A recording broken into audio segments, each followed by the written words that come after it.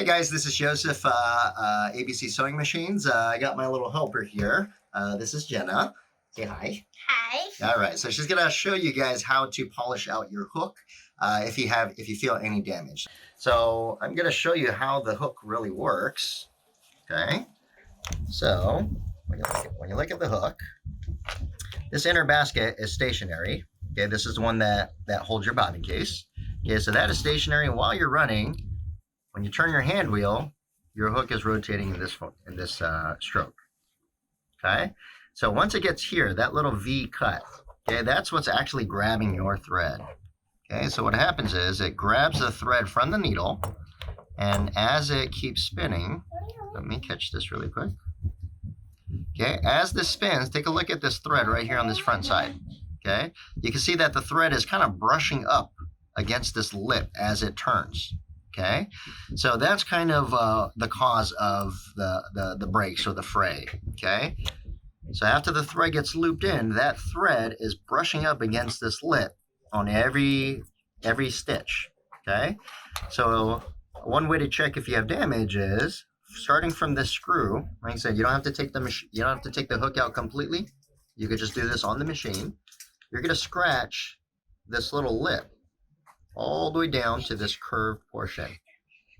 Okay, so if we scratch, you want to scratch the outer lip, the front, and the inner lip. Okay, and you have to use your nail because it's very hard to feel it with just your skin unless the cut is really deep.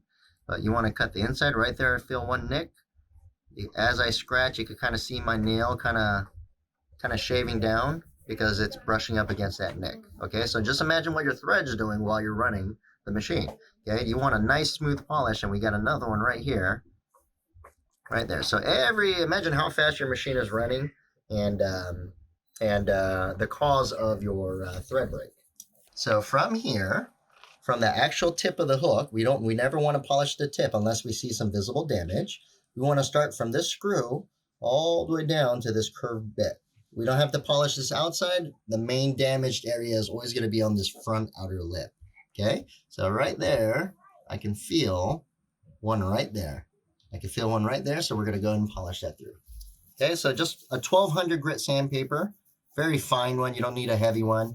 And you're just going to polish right in this area, wherever you feel the damage.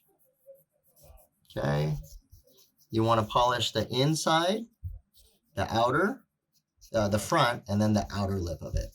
Okay, so once we have that polished, we can go in and check it. So check it, we're going to use our nail. Okay, before we saw bits of my nail kind of shaving off, but now we have a nice smooth polish.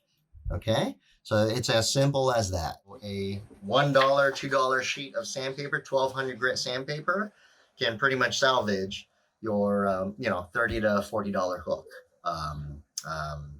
Very, very simple adjustment. This is something that everybody should have on hand because this will save you the stress of having thread breaks and interrupting your work and the quality and so forth.